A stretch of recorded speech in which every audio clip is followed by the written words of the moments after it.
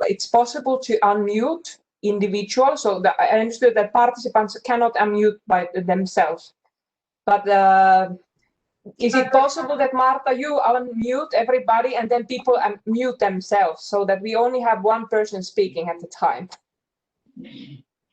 Yes, I take control of the people who are muted, because if you want, is that you can request the floor and you can. Okay. You can request the floor in the chat, and I can unmute it. Okay. Because, you know, the concept, the idea was that we will have, I was thinking that we have something like 10 participants or 20 participants that we can actually discuss. But with 60 participants, it's actually quite challenging to do any discussion. So, Gonzalo, please let me know if you can hear or if you can talk, because I think it would be better that we actually go through the material. I don't see any other chance. Otherwise, we have to, you know, if we want to discuss, we have to have smaller groups. It doesn't make sense with 60 participants. Please, if you need anything or if you have any comments, please put it in the chat. Chat I can read. Because I'm not sure if we want to discuss, if it makes sense to use the chat for the discussion. It would be much better if we can actually chat. Orally. Hello, Paula. Yes. Can you hear? I can hear you. Okay, yes, the problem sometimes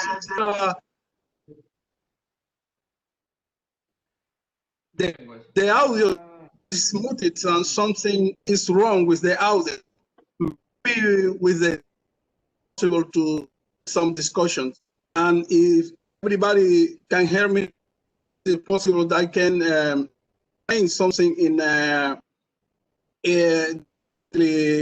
with the here with the. Okay, and I also see Rodolfo. Thanks, Rodolfo. You were putting the note that participants should raise hands and then unmute to speak when given the floor. So but I understood. Marta, can you unmute an individual, or is it only all? Because this is something. But I don't know. I can unmute it. You can. Marta, can you? Yes. Okay, so let's try that once and then we go to the question. So Guillermo, can you, Marta, for example, so Guillermo is here and he's one of the participants. Can you unmute Guillermo?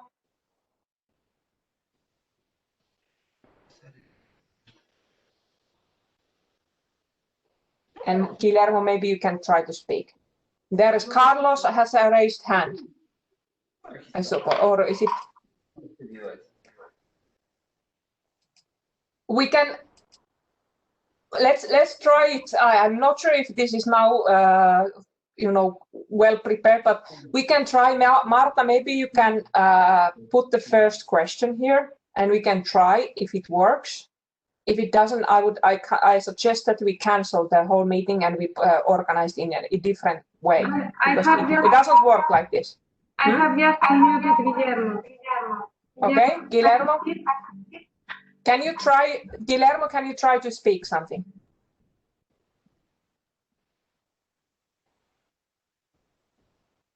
Guillermo.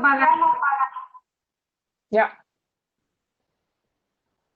I don't know if he has a microphone available. Maybe Guillermo, you can chat if you have any.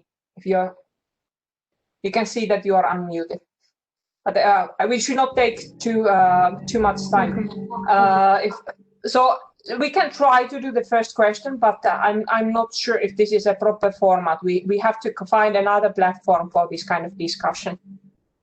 Yeah. Okay. Guillermo says that he's speaking, but there's no sound out, so it's not working. This platform is not appropriate for this kind of discussion. So. There is one question I can just say, because is there a new version of SRS 16 where it will be? So there is this is the let's say not the code of practice, but the IEA guide for radiation protection calibration. This was, we have a recommendation to update it, but then we had the recommendation to postpone the update because of the changes in in the operational quantities, and also in ISO 4037. Now we have a new ISO 4037, as you have seen in the presentations, and our scientific committee gave a new recommendation that this document should be updated, and we were supposed to have a first consultancy meeting this year, but it was postponed due to Corona, and now I hope that this will go forward the next year. You know, this is my last week as an SSTL officer. I'm leaving. There will be Jackie Nzimang, so I hope she will join us at some point, and she will be the new SSTL officer. But let's try. Just the one question. I'm not sure if this is working well, but Marta, can you share the first question? We can try it, at least if the questionnaire part works. So now you see the question there. Do you have or plan to establish capabilities for invasive measurement of high voltage of X-ray tube? And then I hear some background noise. I suppose, is it Guillermo's?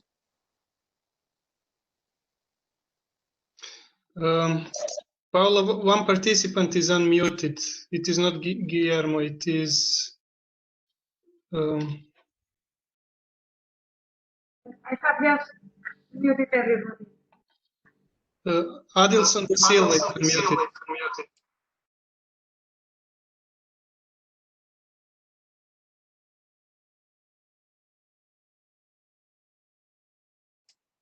Okay, somebody unmuted me. So you have this question. Please reply to the question so we get the results, and then we can discuss this topic.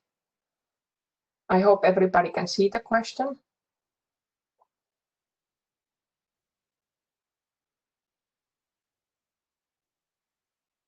Yeah. Marta, can you share the results somehow?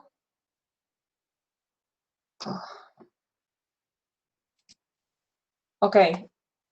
Marta, I'm afraid that it's not working. I don't see any results. The idea is that we should get the results. We should have tested this before. Please wait. I am doing okay. it. Okay. No answer. So there is, I don't know if anybody, so we have only. Are you seeing it? Yeah, now I see it. So we have 18 participants giving some replies, and other ones did not answer. So based on this, I can tell that this is not really working. So I think we should have tested it maybe before in a different way, but also I think the group is too big for this kind of discussion. So I suggest that because Gonzalo is here, you have seen the presentation already. I don't know if it makes sense, but what we can do, the only thing what I can suggest is that we proceed with Gonzalo's presentation, and then we try to find another way to proceed, because I don't see how this discussion can go forward. It's quite challenging with the big group. Or please let me know, the panelists, maybe you can let me know if you have any other suggestions. Rodolfo, also, you have done this before, maybe you have some suggestions.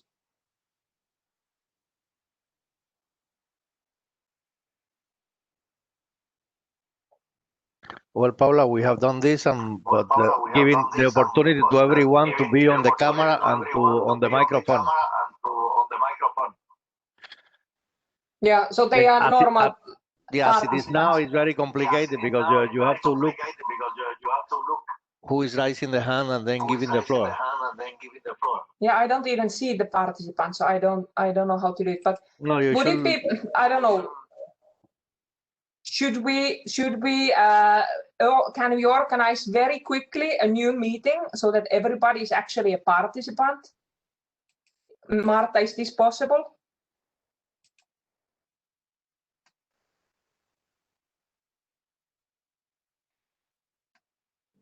This works if only the panelists speak and the participants can a little while to speak. So they answer through the chat, to make their questions in the chat, and the panelists spoke. This is how this usually works in the best way. The participants make their questions through the chat, and the panelists answer.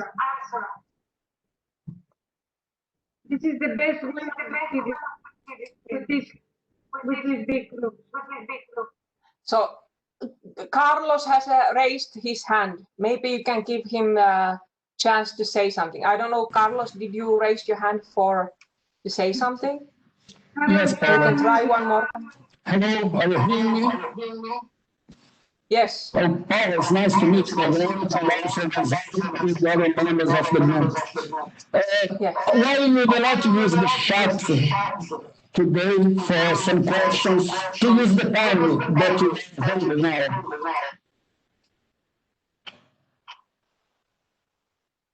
Yeah, I'm not sure if I heard you very well, but I heard you say that we can use the chat to make the questions. Did you say this?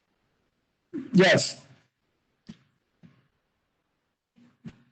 We can try, but now, I don't know, Marta, can you run the first? The idea was that this is, the meeting is for the SSDLs and the people working SSDL. So idea was that we have these pools of questions where we get the replies, how people have implemented these things in their SSDLs. And now we got something like 18 replies. So I don't know, let me say, there is,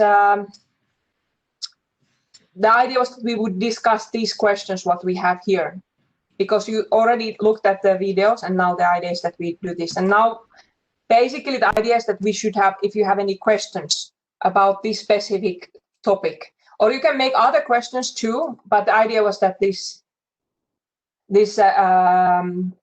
is making it more interactive, that we have something to discuss. We can try. Let's use, because we are all here. We can try, but and I hope it works. Marta, if you can follow and see if people are raising their hands, that you can just let me know or give them the opportunity to speak. I will. Okay.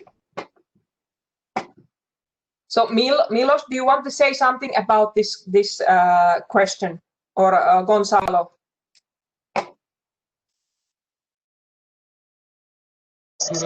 Well, I can say something. So the idea was that new ISO 4037 gives a requirement to measure high voltage invasively.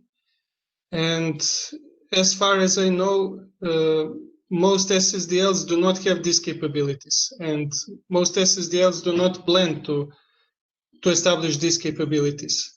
So this would mean probably that most SSDLs will not comply completely with the new ISO 4037 standard. So I was interested to hear from the other colleagues, do you measure high voltage? Do you do it invasively? Do you plan to buy voltage divider? So what are your plans for this problem?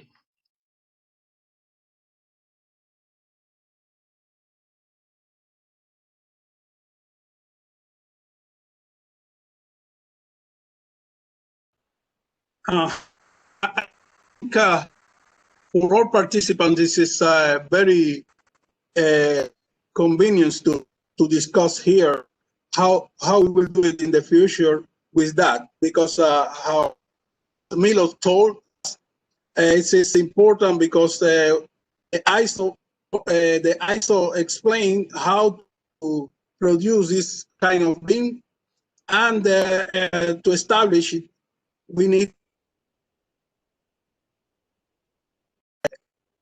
within instrumentation of HB.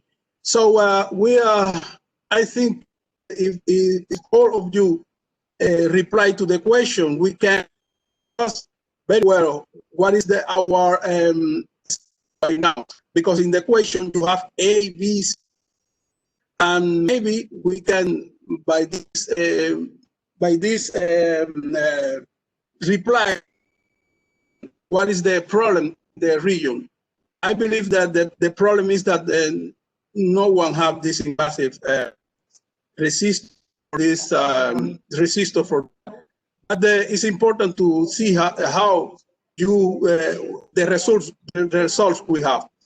Maybe somehow I can explain all in Spanish to everybody understand. I will provide now in Spanish. Buenas a todos. Yeah, I think it's good. Good, continue. If you have anything to me, please tell me in English. Otherwise, I will not notice. But I think it's better to move to Spanish. This was the idea. But let me know when you want to have the second question, or let Marta know when we have the second question. But yeah, please proceed. Yes, I will proceed now in Spanish to understand that I saw that if something is different, that I will. No problem. I will now in Spanish. Buenas a todos. Necesitamos que todos a las que se le hacen.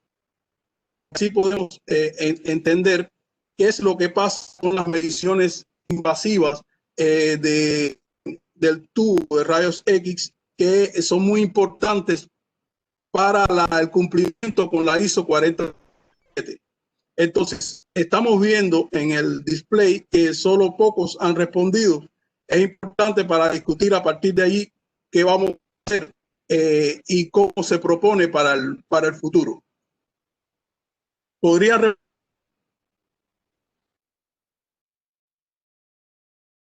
Gonzalo, para responder tienen que abrir el pool de nuevo, que ya está cerrado.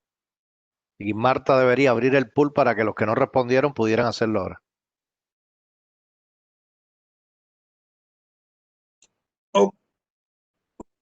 Marta, ¿nos escuchas? Necesito hablar de nuevo. Sí, Que todos ahora mismo puedan lo abro y luego hay un par de preguntas de Helen Curry y Guillermo Galay. Que ahora abro el pool. Ahora abro.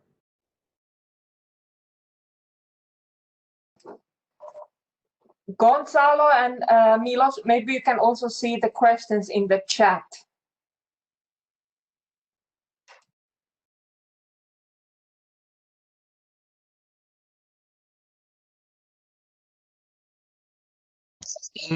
Yes, Paula, I will try to answer questions as they are speaking about, as they are discussing the question. I will try to answer questions from chat.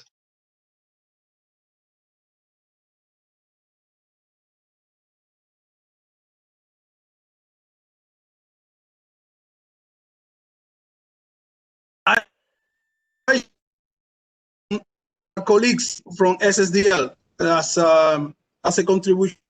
Yes, okay. Gonzalo, el pool está abierto ahora.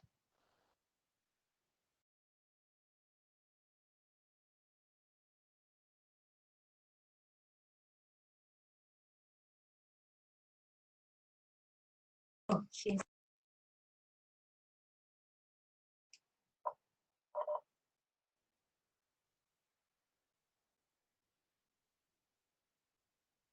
So I don't hear anybody speaking. Did you reply to all the questions? I'm not sure. In the chat? They are still answering. Sorry?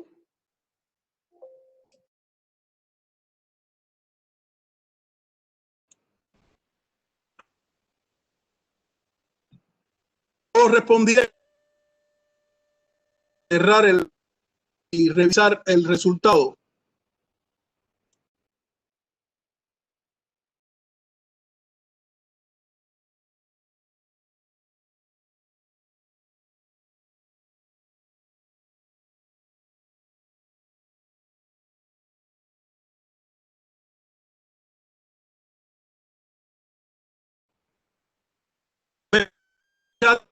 Algunos la pregunta no sale completa.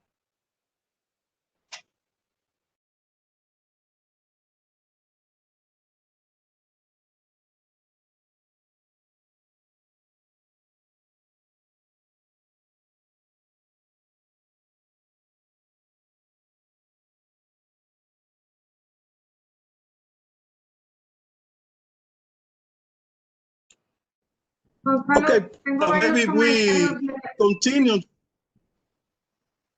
Gonzalo, tengo varios comentarios de gente que si queréis os leo.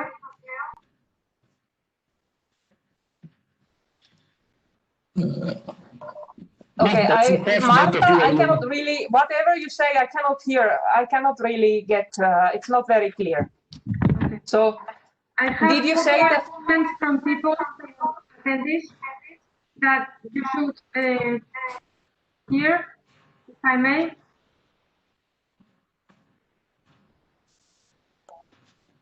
Okay, Can you hear me?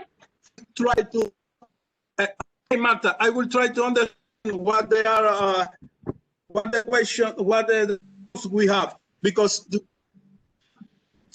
chat here that some of them want to explain or tell us something.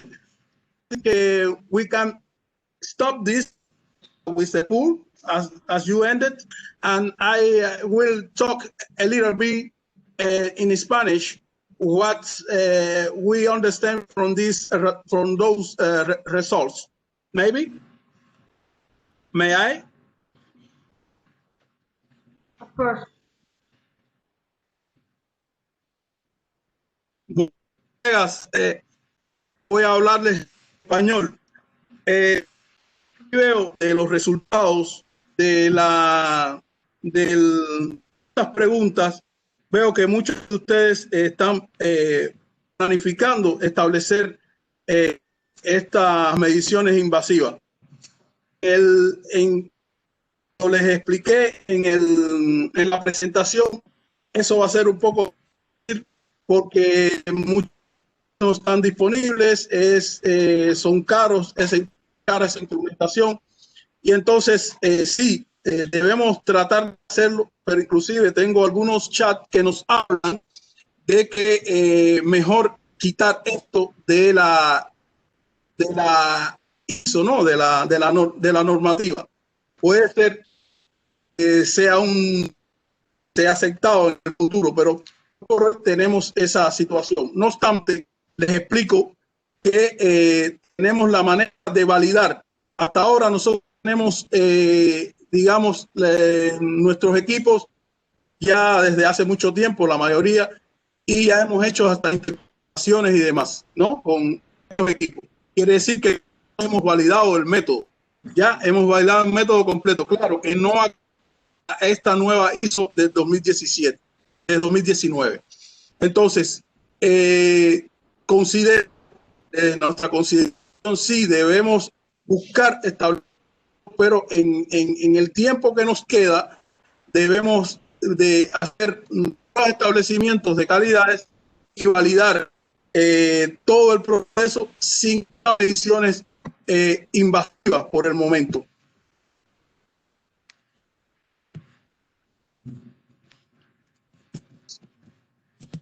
In English, I recommend everybody that from the results of these tools, we can see that many of them have the B option that they plan to establish those measurements in the lab. That means that this is very difficult because it's problematic to acquire this expenses too. So in the meanwhile, they can use the validation of everything. We are using the comparison exercise that we validate the method as whole. But the problem is we have to validate inside the qualities and so on. In the procedure, we have this kind of ISO requirement. So it's a good question. It's very important to understand how we will do it in the future. We can plan to do this kind of implementation.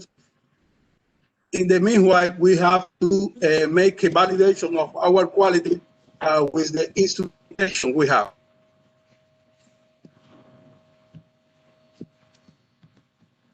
Gonzalo, I also wanted to add something. So the way that it is written in the standard, the way that I understand it, even if you do spectrometry, even if you do half value layer measurements, you still need to measure invasively high voltage. So this is a requirement. It is written like that in the standard. So whatever you do, you still need to measure high voltage invasively. And also another thing, we are also doing diagnostic radiology calibrations in VINCHES. So in diagnostic radiology, we actually measure practical peak voltage. So this is another quantity, because in ISO 4037, it is written that the mean value of the tube potential should be within these limits. So I wanted to stress this, that this is actually another quantity. It is not the same as in diagnostic radiology.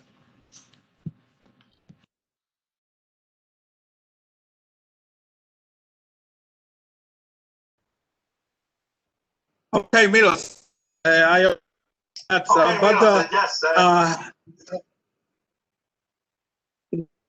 have to make something. We have to do it something, yes, because the Act of 4037 is somehow in some points, as this measurement of high voltage is very strict, yes, but most of SSDL in the network don't have these capabilities. So we have to understand that we need to do it some additional, how can I say, we have to emit or issue some additional recommendations at the time to the time we have the measurements by now.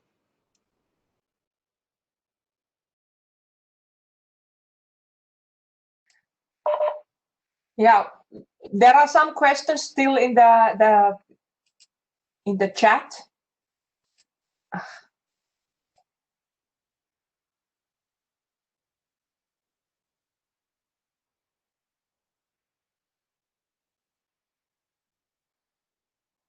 Milos, Guillermo has specific request. Well, my understanding is that that spectrometry, as somebody said, it is not recommended to use spectrometry to determine high voltage. So, well, I'm not sure what to do with this standard, because it is obvious that most laboratories cannot meet all the conditions, and we in VINCHES also cannot meet all the conditions of this standard. So I'm not sure how we should proceed, and maybe this is something that should be discussed.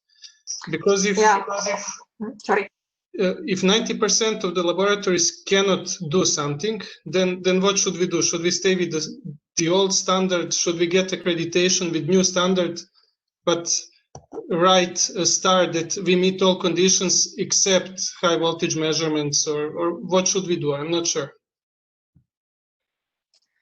Yeah, what I can also say that this is really a problem for all the SSDLs all around the world. So this is a new requirement, and there are many labs who don't have this kind of high voltage divider. So I think it's a generic problem. One thing what we were discussing in Europe is that we would have like a regional project where we would have a spectrometer which would go around and two different labs, so we could actually use the spectrometer for the characterization and to avoid. So there was also a question. So maybe you already mentioned this, and this is in the presentation, but there are 3 ways to characterize your spectra or have your traceability. So you either have directly traceability through the dosimetric, so you have a chamber which is actually measuring that operational quantity, or you make the spectral measurements and you apply the correction factors based on the photo energy, or you have the beam properties according to the standard, and then you can only then you can use directly the conversion factors from the standard. So I think this is also something what could be discussed.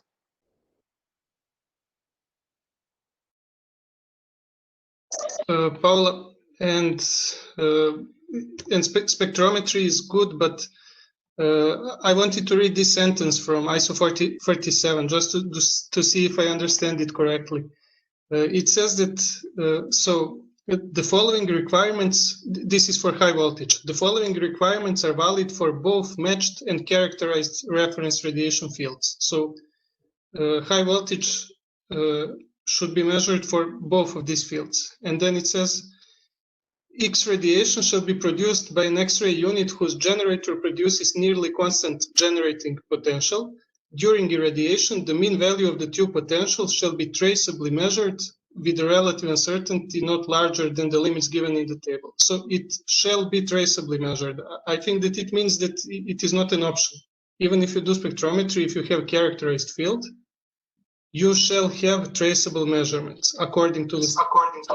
Yes, this is correct. Yeah, thanks.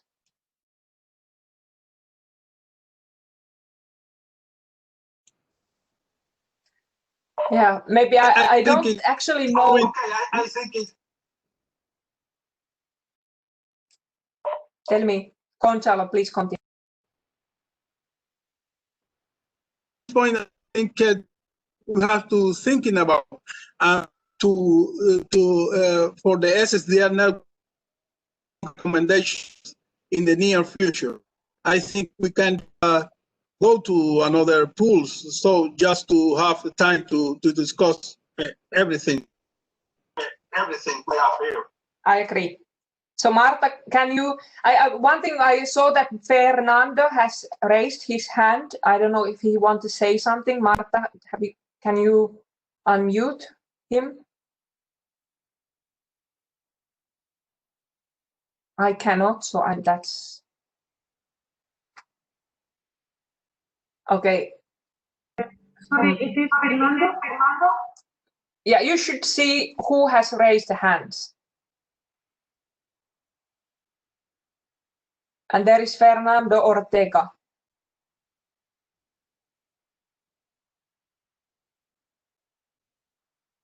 Okay, so Marta, can you please put the second question then, the pool? And please note that, you know, there is a time limit. I don't like the time limit. I don't know if we can extend it at this stage. 1 minute is now it's quite short in this kind of situation, but please, when Marta opens the question, read the question and the replies. You have only 1 minute to reply, so it's very short time. Marta, if you can change. Now we will have 2 minutes. Okay, perfect, thanks. So which quantities should be included in radiation protection comparison? And this is only air kerma, free air, only operational quantities, air kerma, and operational quantities, other quantities. So please reply and then we can continue discussion.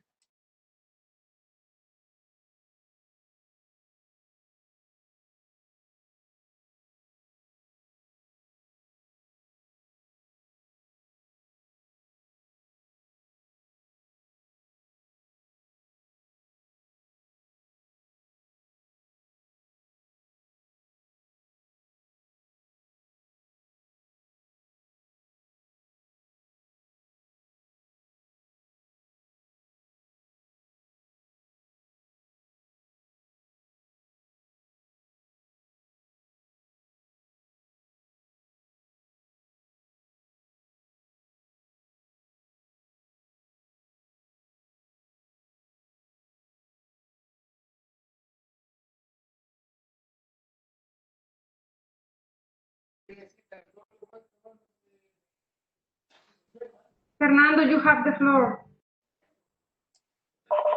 Fernando, let me, you are unmuted, so maybe you can say if you had something on your mind. Now I can talk?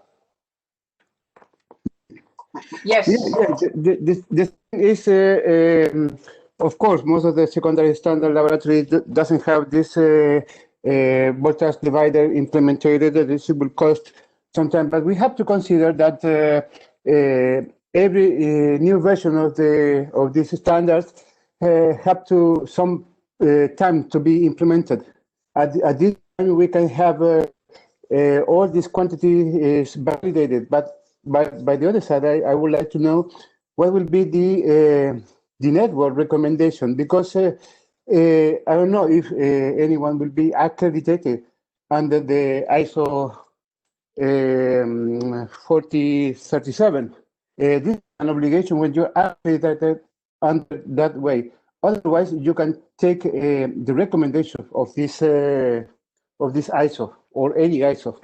So I would like to know what will be the main recommendation from the network, because time to time we still can be participated in comparisons and validate our results. If we have a good performance in comparison, it means that our measurements are comparable between each other. So, Fernando, I think it's a good. This is an excellent question now, because it leads us to the second question, because you mentioned comparisons, and this is something like, if we do a comparison with AirKerma, then this, how accurately it follows the standard is not so important. I just want to highlight and that this standard and these requirements are there because we want to use the conversion factors for operational quantities, and this is why we have so strict requirements. So for AirKerma, even small changes in HVLs and stuff will not make a so big difference, because the chambers have lower energy dependence. So I think it's an excellent comment, and it has a linkage with this question. So now we have at least a very clear distribution. Many of you say that we should do comparisons using AirKerma and operational quantities, and some of you said only AirKerma free in air. Sorry. So maybe but this is related with if you have published CMC, which one you have? If you wanted to publish your CMC in operational quantities, of course you will need, and your effort will be orientated to make comparisons in these quantities. But if you are only using AirKerma, of course your CMC written as AirKerma, you will be interested in to have this quantity well measured, comparable, and everything. Maybe let me say something, and then Milos and Gonzalo, if you can add to that. So there is, that there is this key comparison database 2.0. So they are updating the key comparison database and the CMCs, the calibration measurement capabilities there. So now this is correct what you say, that we have a line for each different operational quantity in that key comparison database. However, they are changing it. So the idea is that now if you have a supporting comparison and you have the service for AirKerma, it means automatically that you can also do the service for other quantities. I understood that they want to decrease the CMCs on the list. So this is the way forward. Yes, maybe actually, they are trying to regroup some quantities, put it all together, the same, the same kind of quantities. Yeah, and this is also. Let me still put a few things, and then Milos and Gonzalo, you can add to that. If you are using the conversion factors from the standard, of course, if you do comparison with AirKerma, then just apply a factor from the standard, and it's the same in all labs, then you would not, it would not make any difference. However, these changes in the spectra, and when we actually use a field instrument, then you would actually see some differences. And this is the challenge, that if we want to run a comparison for other quantities, then we would need also to use this kind of field instruments. And normally when we run a comparison, we want to have a perfect result and perfect reference level equipment. And then we don't actually see those challenges what we have in the real calibration when we are calibrating the field instruments. I think this is the challenge. Maybe Gonzalo and Milos, if you want to add something to that. Paula, I wanted to say two things. So first, actually at this point, if you do AirKerma comparison, you can also get CMCs for operational quantities. So it is not necessary to do specific comparison, specific key or supplementary comparison for operational quantities. For example, we only have a comparison for air kerma, but we published CMCs also for operational quantities. So it is one point. And the other point is that comparison in operational quantities is actually different, because it is much easier to do air kerma, because when you do air kerma, you do not actually care about conversion coefficients, and your calibration factor for air kerma chamber is not very sensitive to changes in radiation energy. But as soon as you change to operational quantities, you have to apply conversion coefficients, and they are very sensitive to radiation energy. They change from 1.20, for example, to 1.88, from 40 kilovolts to 100 kilovolts. So they are very sensitive. So if you do air kerma perfectly, but your half valley layer is not so good, your high voltage is not so good, you do not do something correctly, then you will see it in comparison for operational quantities. So there is not formal requirement by CCRI, but on the other hand, it can help you to see some errors in your setup.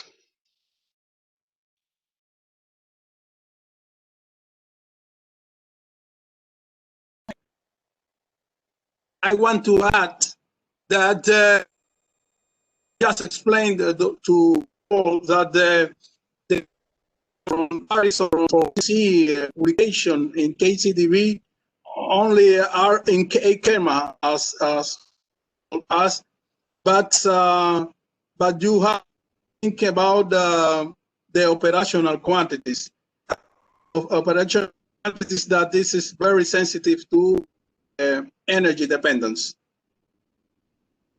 Some accreditation but ask for this comparison exercise. Quantities. In this case, you have to do it that. But what we will do in the network, I think is we have the KERMA. Some of us have CMC for KERMA and operational quantities, but we have to do something with operational quantities, because it's the most important, I think, service we have. We are network many instrumentation in operational quantities, then in exposure and so on. But we have to do that. In operation, we have to promote in the network some comparison exercise as we are doing in the regional project, but we have to promote in a regular way. To all the labs in the network have the opportunity to participate in this kind of comparison, to sometimes for accreditation in the countries they have. They have two options, but the network we have to promote in the future kind of regular comparison exercise. I agree with Gonzalo, and we are actually doing it in Europe right now. We have a supplementary comparison for ambient dose equivalent, and I'm the pilot of this comparison, and I cannot tell you what the results are because they are still not official, but I can tell you that there are some problems. So laboratories that measure air kerma very good, they have some problems with ambient dose equivalent, but we are going to solve all these problems. So it is nothing critical, but there are some differences.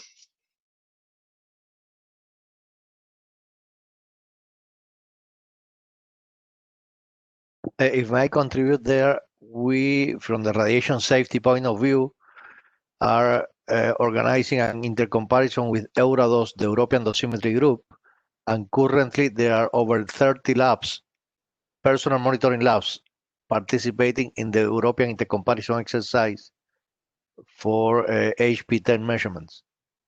then we plan to have the results available by mid-February, March. But this is just information for you for the SSDL in the region. Thank you.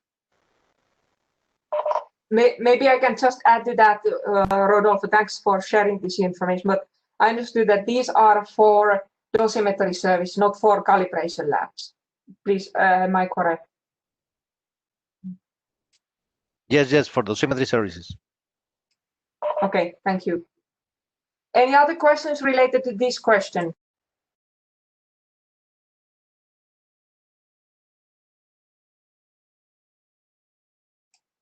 Guillermo have made a question. As Console says, if we make a mistake in some operation quantities, say HP10 or HP3, we'll calibrate the TLD readers wrongly. So thousands of users will receive wrong dosimetry. Yeah, it's more like a comment.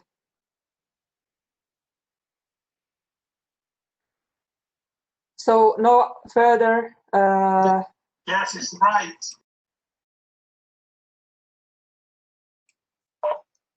Yes, I agree. And of course, this one thing what I can tell you, most of or some of you know that we did this comparison, inter-comparison for SSDLs. A few years ago, we had this coordination meeting in Recife, where we distributed these passive dosimeters for everybody, and then you irradiated them. So we were preparing this summary paper together with Helen Kuri. This has been submitted for a journal, so then we will have this. This is done anonymously, so that the reader will not see which country got what results. But this is something where we did it directly for operational quantities. Of course, this is not really a comparison because it's done with the passive dosimeters, but it's a kind of check or audit. And I think these kind of exercises will help us to find problems if we have them.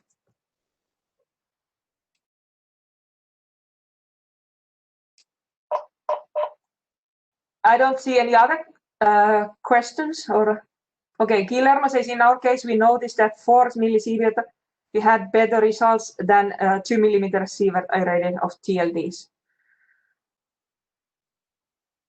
This is something which would be, in my mind, it's quite strange that just the difference in the dose rate or dose level would make a big difference. I don't know if Gonzalo, Milos, you want to comment on that? Well, I want to. Sorry. Okay. Okay. I will just tell something more. The thing is that we have to use a reference instrumentation for HP10 and so on. Sometimes we don't have this kind of things.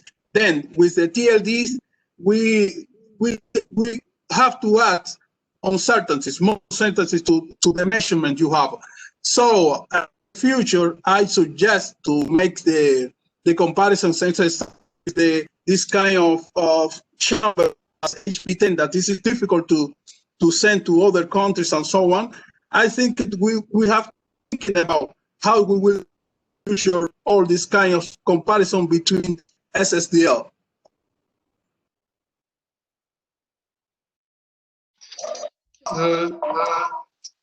There is one possibility to do on-site comparison. So everybody takes their reference standards to one laboratory and do it in several days. But of course, if you do it like that, you will not check your fields. And when we are speaking about operational quantities, it is very important that you check your field, that it is actually according to the standard, that your radiation quality is according to the standard. Yeah, I'm not sure if the participants see all this chat. What is it? They can see. Yeah, so I just wanted that Guillermo said that it was the shutter delay that was not taken into consideration. So I suppose that the impact was not very big, but yes, this is definitely something which will have an impact. And it could also be transport dose. So I'm not sure if you had some background dosimeters, but if you didn't, then transport dose would impact more 2 millisieverts than 4 millisieverts. Yeah, we had the backup or background dosimeters. So, and this was removed from all the results. So Marta, maybe you can put the second question for us. It will be the third, right? The third question. Sorry, yes, third. I only see one everywhere, so that's the problem. But yes, third question, please.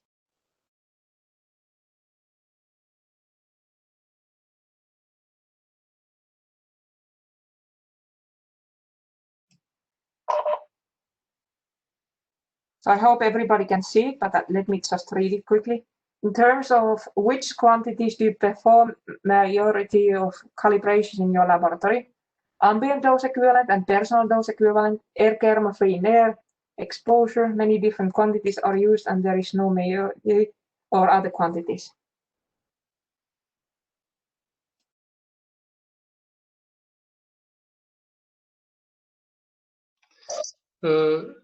And as while you're answering, just to say that, well, I was interested to see what quantities are used in different countries because I know that some countries use exposure. And I suppose that in most countries, well, okay, we will see. We will see when you answer, but mostly it was because some countries use exposure, and I suppose that you can also use some instruments that show impulses per second. I don't know, also Gonzalo, maybe you can also say it in Spanish so that people get the Spanish translation. Okay. Puede ser que muchos países usen todavía las magnitudes de exposición y dosis equivalente ambiental y personal al mismo tiempo. Muchos de ellos usan mucho más la exposición que otras. Tenemos que pensar sobre eso. Es muy importante lo que ustedes respondan aquí ahora en esta pregunta para analizar.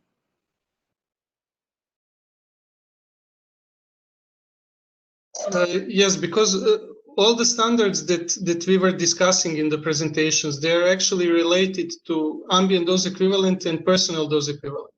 So ISO 4047 is for these quantities. IEC standards for operational for field dosimeters, they're also for these quantities. So I just wanted to see if these quantities are actually used in this region.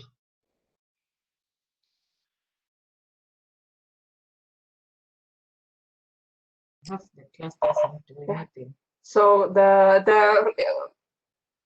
result is quite clear. Most people are doing it for ambient dose equivalent and personal dose equivalent.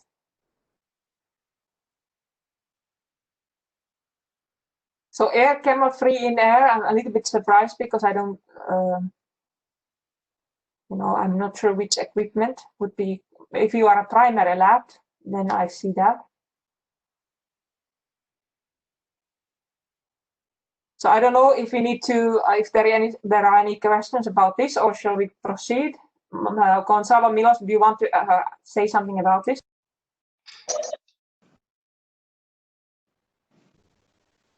I can see that many of them have no answer, but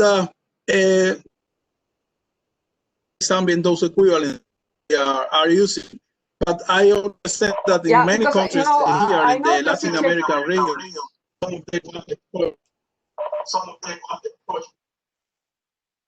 yeah, maybe what I suppose is now, I'm happy that we have many participants, but I'm not expecting to have so many radiation meteorologists in the region. Or if we have, that's great. But I'm not sure if maybe we have some participants who are not really doing this calibration in the SSDS, but they are just interested in the topic. So I think this explains this no answer, maybe.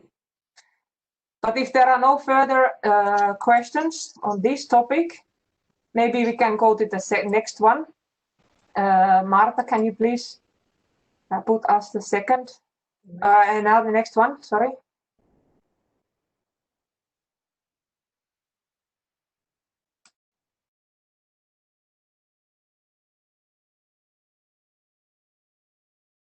So maybe Gonzalo, you can read it in Spanish.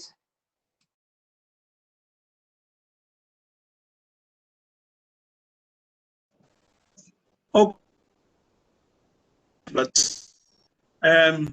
¿Cómo ustedes van bases de referencia?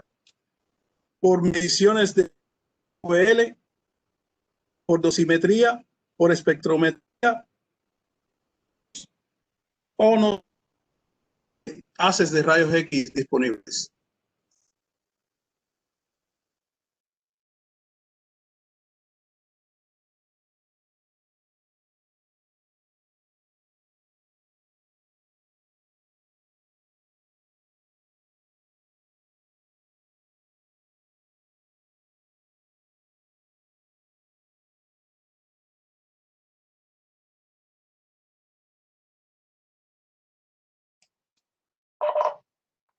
So I suppose this was partly discussed already during the first question. So I'm looking forward to see the results. 2 minutes, long time to wait for 2 minutes. I don't know if you need really that much time. I don't know if Milos, Gonzalo, you want to say something about this question?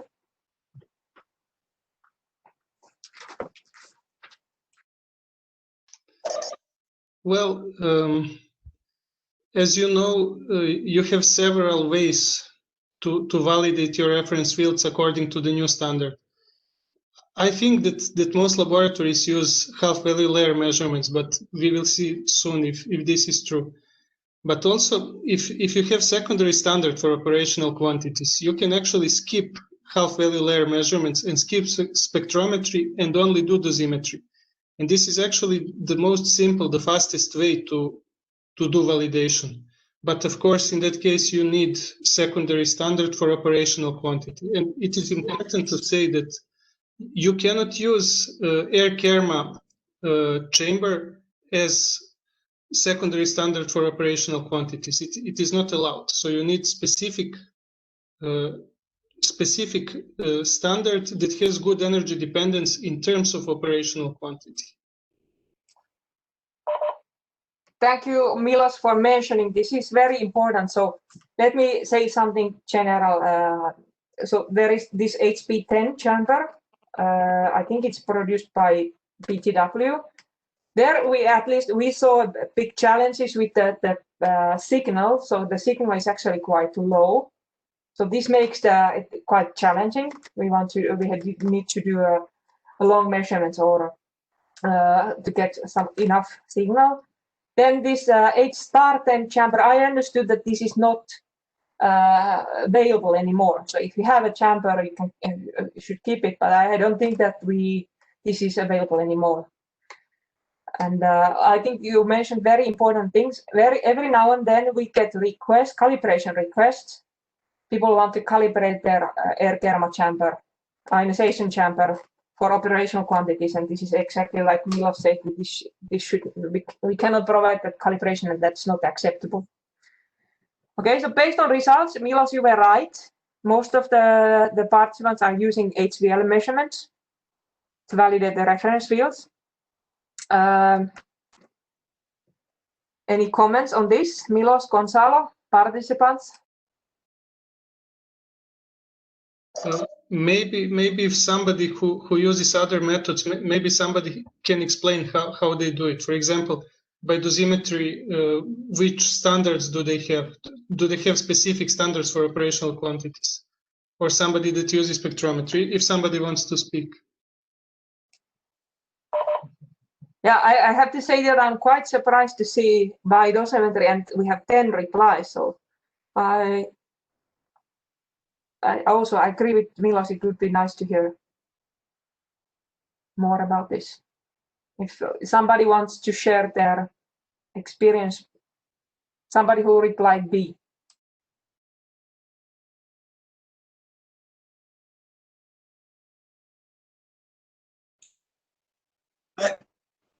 at the, as we can see the results. This is very nice. That because it is was from the last standard before this standard we have now. And spectrometry usually we in the network we are not using. It is a spectrometry. It's difficult many times, and don't have the instrumentations in labs. So by dosimetry, validation can be, yes, because sometimes they have there's some instrumentations or numbers directly by dosimetry, by directly they have these kinds. So not so many, but it's to understand who have this. We have the experience on validation, but not validation of the validation of the matched field by dosimetry. The measurements there in the IAE, that it's important to understand who are doing and how they are doing. Maybe it's important to have how can I say, situation with the COVID is better in the world.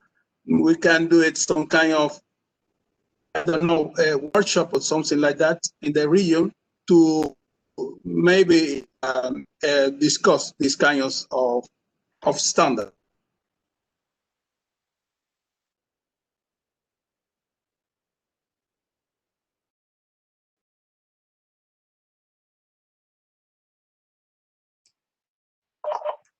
Thanks. Any other questions? I don't see anything in the, okay, there is something in the chat. The problem, Jose Alvarez Romero say that the problem of the spectrometry is the stripping of the spectrum.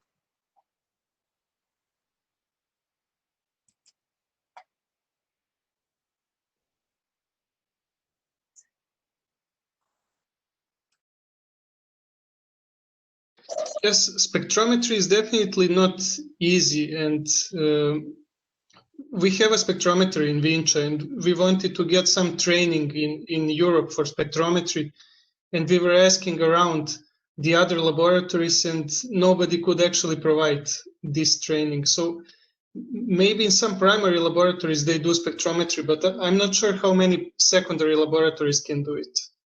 Actually, at this point, I do not know of any secondary laboratory that does spectrometry. So I see here that there are two answers, spectrometry, but I'm not sure who answered that. Maybe Mexico is one.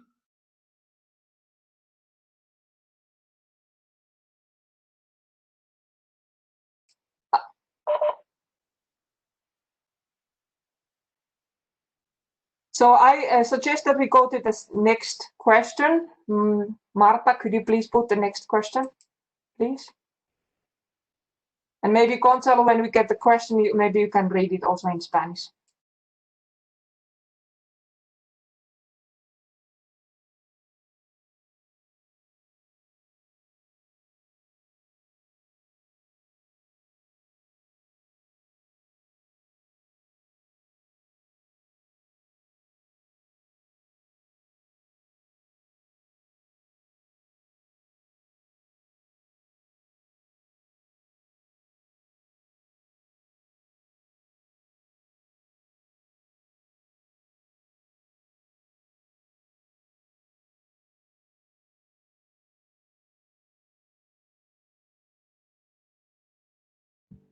One minute, please. Having some time.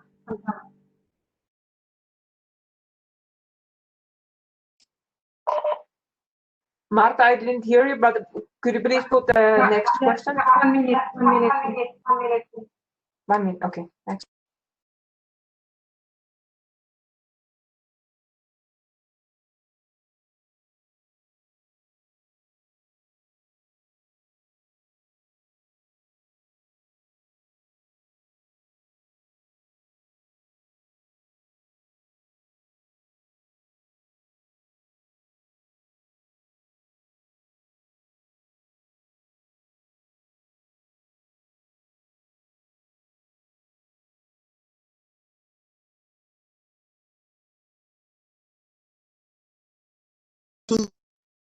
I cannot hear very well. So we are waiting for the next poll question from Marta. We can discuss. Okay, now we have it. How do you perform calibrations by reference radionuclide source? We calibrate dosimeters only at several discrete distances. We calibrate dosimeter at any distance determined by the required dose rate. Other, explain. It will be very difficult, but let's try. We do not use this method. Or Gonzalo, maybe you can read it in Spanish.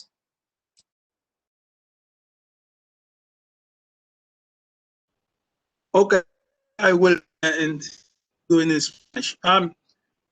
¿Cómo usted realiza las acciones con ayuda solamente en diferencias en algunas distancias o local en todas las distancias determinando la tasa de dosis, otras si la puede o no usa este método?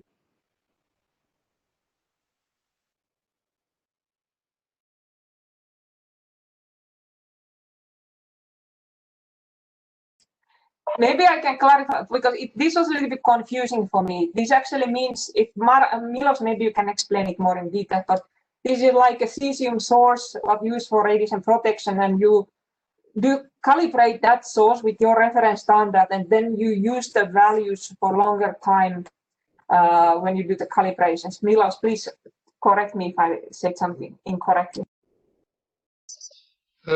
Yes, that is true, because of course you can always use substitution method. So you can put your reference standard and you can put user dosimeter. But when you calibrate field dosimeters, usually they have combined uncertainty of 30%, 40%. So it is not really critical to have really low uncertainty during calibration. So in this case, many laboratories do not use substitution method. They actually calibrate radiation sources. So you measure reference values at some point in time. And then, for example, for 1 year, you calculate the dose rates at any date that you want to calibrate user equipment. So you measure reference values, for example, once a year. So this is one thing. The other thing is that, for example, in Vinci, we measure those rates at 1 meter, 2 meters, 3 meters, 4, 5, 6. But then we want some specific dose rate. For example, we want 100 microsieverts per hour. But this value is at the distance of, for example, 250 centimeters. So it is between our calibration points. And the question was, do you only use these discrete specific distances where you measured reference values, for example, 2 meters, 3 meters? Or do you also use differences between these distances? Because in Vinci we use any distance, so we just calculate the distance for the dose rate that we want, and we use this distance.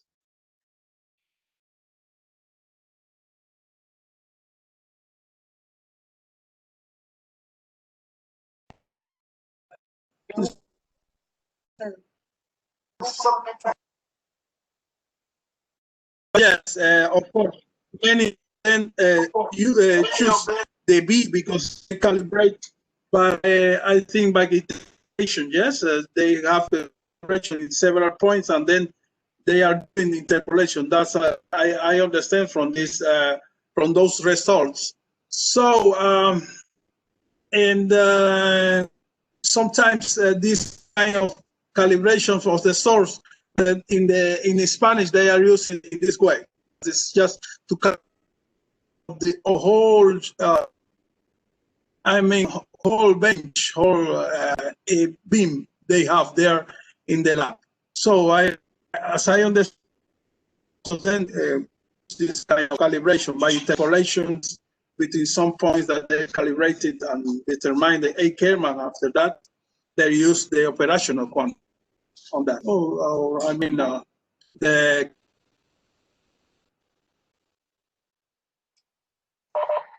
I have one comment. You know what I think would be nice that because everybody has the same situation. They have sources, maybe with different activities. They have some attenuators, maybe with different thicknesses, and they're using different distances. So, and I suppose some of you might have a commercial program for that purpose, but some of you have developed something by yourself. So it's actually a simple thing to just establish it on Excel sheets or something, to have a common system where you can put just your own values and use it for these measurements. And I think it would be, if we would have a nice product which we can put on the IEA website and everybody could use the same calculation. Would that make sense?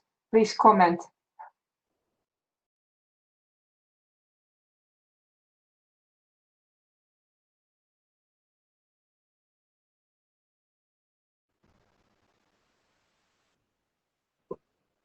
I don't know if we have this in Spanish. Maybe some people don't understand very well that. Please do. Yeah. Did you understand my question, Gonzalo? I wanted to ask if there would be a need for an Excel sheet calculation where we would take into account the source decay and the distances and the attenuators, and you can input your values and calculate the values for different distances and for different timings. And now I understand everybody's using their own system.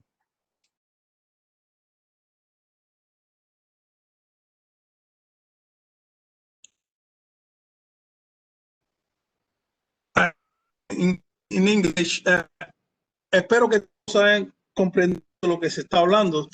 Es muy probable que todos ustedes no conocen si usan diferentes tipos de, digamos, de programas como Excel y para interpolar y demás y hacer una calibración. Yo solo quiero agregar, aprovechando que estamos hablando en español, que tienen que revisar bien las distancias a las que son, o sea, a las que les recomienda la norma ISO, ¿ya? Y entre ellas es que pueden interpolar. Lo otro sería una validación.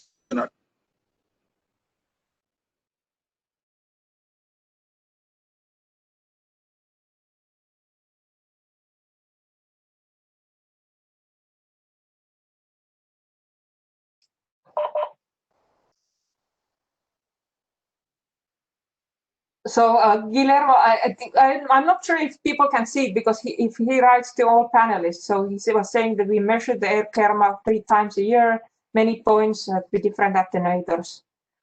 So I think most of SSDs are doing it like this. And then we use decay to calibrate any day. That's correct. We use Excel calculations, although Guillermo was saying that, so I think most of the people are using, but I'm just thinking everybody has to prepare their own, and maybe this could be something what we could do in the region or something like that. Okay, so maybe we can go to the next poll, so we are running out of time. I think we still have a few questions, so Marta, could you please put that in the next question? Meanwhile, while we are waiting for the next question, maybe Milos and Gonzalo, if you will have any comments.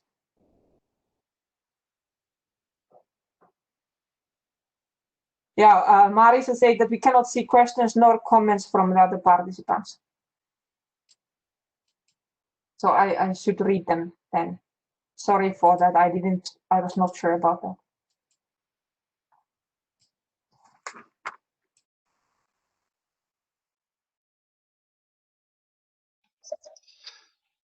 So to comment this question while you're answering, so we have several people, actually 7 people doing calibrations in Vinci. So when I became technical manager, I noticed that for some dosimeters, different metrologists position dosimeters in different ways. So they rotate them differently, they choose reference points differently. And of course, they get different results. So in some cases, the results were almost 40–50% different, because for some dosimeters, they're very, very dependent on orientation or the position of the dosimeter. And also there is another thing. Some dosimeters have filters or caps that you can remove from them. So of course, if you remove them, you will get different results. And in some cases, the manufacturer states what is the reference position, reference orientation, how you should calibrate dosimeter. But I think that 80% of the manufacturers, especially for cheap dosimeters, they do not provide any information. So, well, in that case, you have to decide how to position the dosimeter, how to orient it.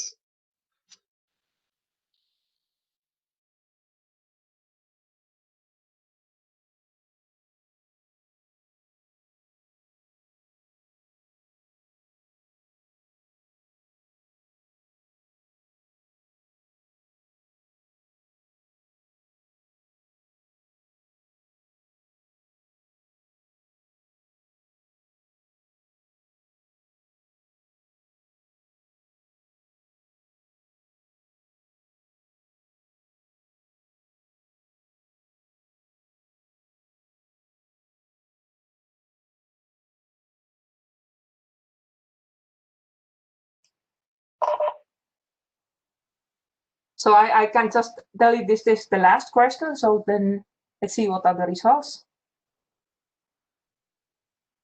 So you say that most of that you say that consult the standard document. Consult the users is the second one. And decide. Somebody said that decide yourself how to choose a reference point. So Milos and Gonzalo, do you want to comment on this? I think that in ISO 4037 there is no guidance how to choose a reference point. I'm not sure if there is guidance for in any standard for radiation protection. So I'm not sure that you can use standard document.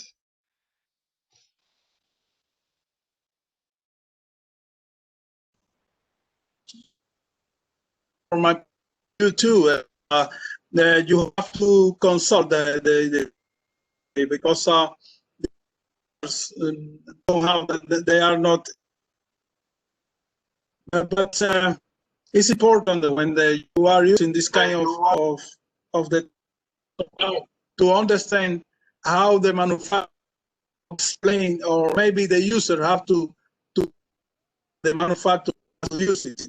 But in the calibrations, you have to consult the user how they. Yeah, I actually understood it in the way that consult the standard document could also mean like manual or something like that. So I think that's one option.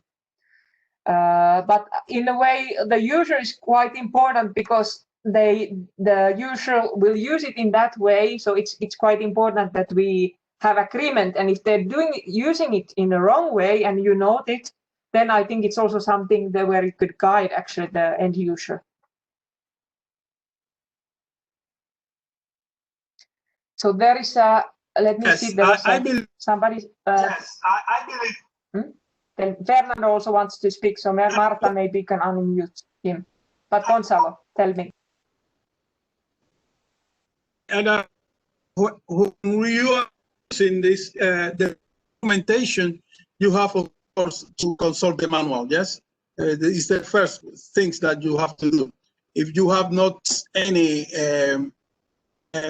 information from the manufacturer, is the question, yes, wow, how we will do it in this case. Just we believe that the user did of question to the manufacturers or some because I think okay. I'm sorry, Gonzalo, because sometimes I didn't hear you, so I think I can talk. I think this is a very interesting question or situation, and this is because sometimes the manufacturers in the case of the survey meters, they indicate the position of the center of the detector, so you can, they suggest in somehow how to use the detector. But several years ago, we put in practice some kind of measurement, because you will never know exactly if the end user is making the positioning correctly. So in that sense, we include angular dependence for some equipment. I mean, if you put the survey meter in some fixed position and then put a small sources looking for the responses angularly into a horizontal and vertical plane. So in that way, we know if there is any angular dependence of, we inform that measurement were taken in that position, and you have to take care about the angular dependence. I think this is very interesting. I understand that not too many laboratory makes this angular dependence. I think this is good to make it at least once for every survey meter. Just one when you take it for the first time, additionally to the calibration, to try to measure the angular response.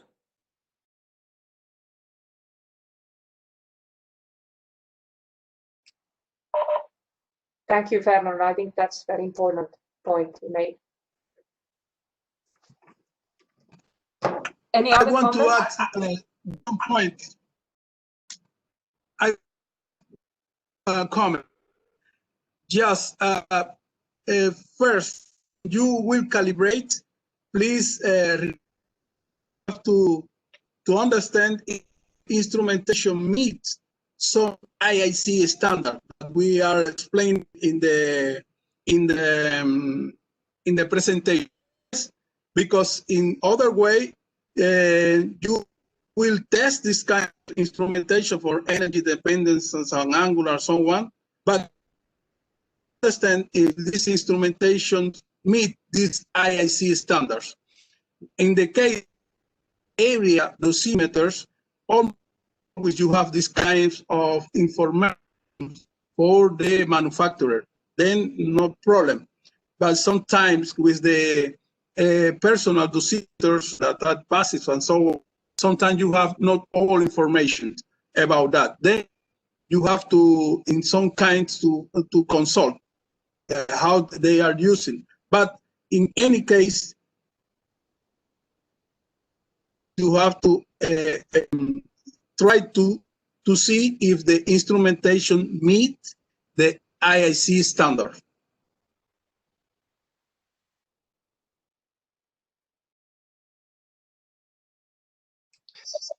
And Thank you, Gonzalo. Any comments? Milos, you want to speak, please?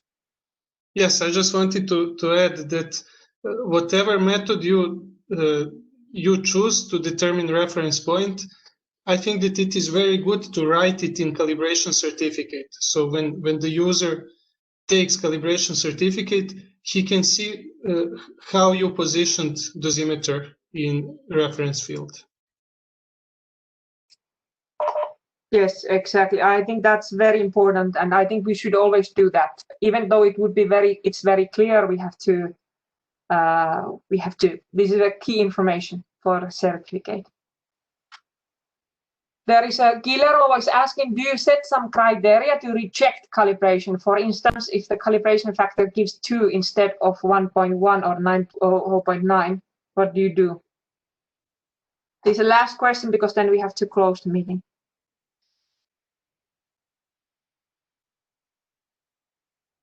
Milos or Gonzalo, do you want to reply to this?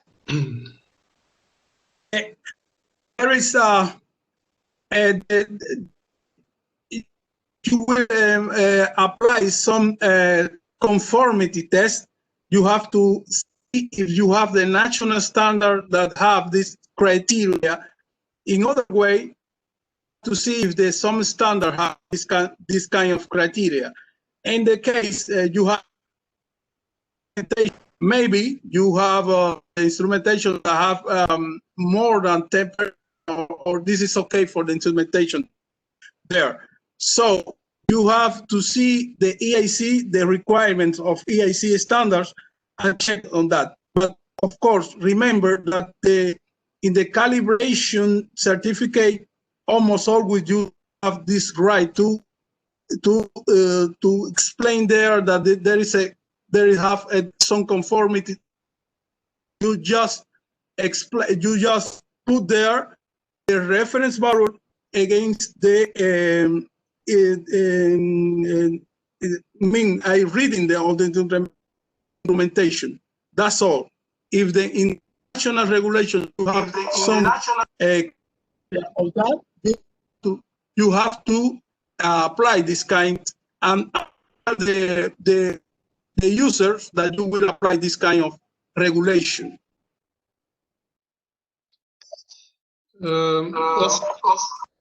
In Serbia, we do verifications and calibrations. In case of verifications, we have criteria, and usually it is 30%. And in case of calibrations, we just give whatever result we measure. So calibration factor can be 10. We just give it to the user, and they decide what they do with it. So only if, for example, if we do not have good repeatability, if there is something obviously wrong with the dosimeter, if we cannot provide calibration factor, we do not do it.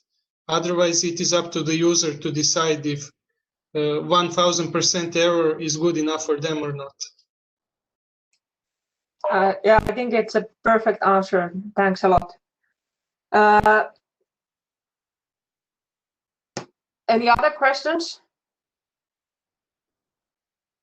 Well, I would actually add this just the communication, because what I'm always encouraging people that we should not think that we are in an SSDL box or we are in the end user box, but we should really, I feel that we have a very important function in the SSDLs, that we will communicate and we will guide the end user if they, in the field of dosimetry. So if there is the equipment is not working properly, but I would always do not just to put the calibration coefficient of 10 or calibration factor of 10 in the certificate and not say anything else. So I think it's always important to communicate with the end user and let them know that we don't think that this is actually functioning properly, and then they can do actions based on that.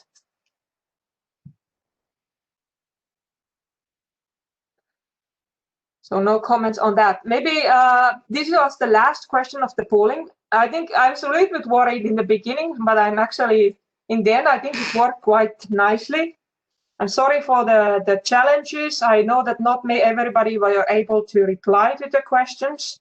This was for the first time when I was using this polling system, but I think it was better than if we just have the presentations, because I changed the idea so that we gave you the presentation so you can use whenever you have the time, you can go and see the presentations, and then this is a slot for the discussion. So I hope you enjoyed the discussion. I hope that we had a small group who can actually discuss with each other, but I think it worked quite nicely. I hope you enjoyed it.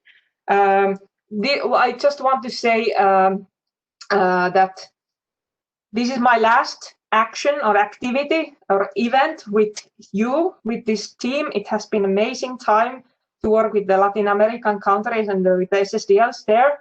I would like to introduce, I have Chakitin Ziman here and with me.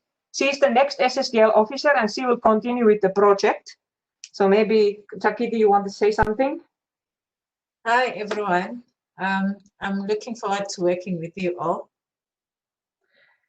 Then somebody was asking if it's possible to download the presentation. I think I already in the beginning, I replied that unfortunately we cannot make these videos uploadable because they are very big ones. So we only have this web link. But we are creating this CLP4 platform where we put everything there. So you will have the slides, you will have the videos, and you will have a test. And then this is very important. We would like all of you to do this test in the end. So then you can pass. If you pass the test, you will get the certificate from this training course what you attended. And we have all the names, and we will register. You will need to have a Nucleus account so that you can register the CLP4net.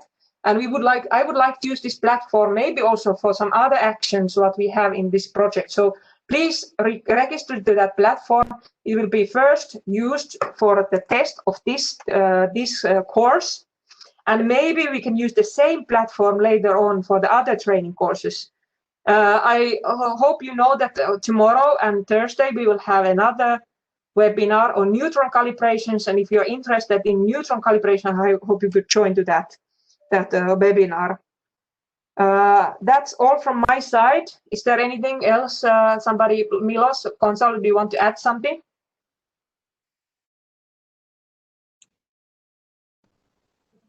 I just want to add something for you.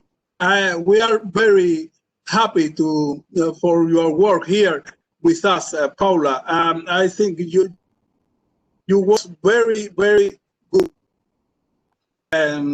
specialist on our and help to our net.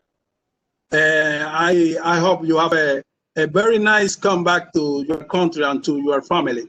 Bye bye. Thank you for these kind words. Thanks. So somebody was asking where to find the test. Don't worry, we have your email addresses. Marta has all the email addresses, so we will contact you. You need to have your Nucleus account, and there will be a link that you can register to this platform, and the test will be there. We also have a Google form as a backup if somebody cannot register and cannot do it, but we would prefer to do it in CLP4net. It's a different platform. You will get a link to that. And the idea is that we collect all the results and all the data and all the reference in the one place, which you can use for a long time, not only for a few days, but it will be available for you for a long time.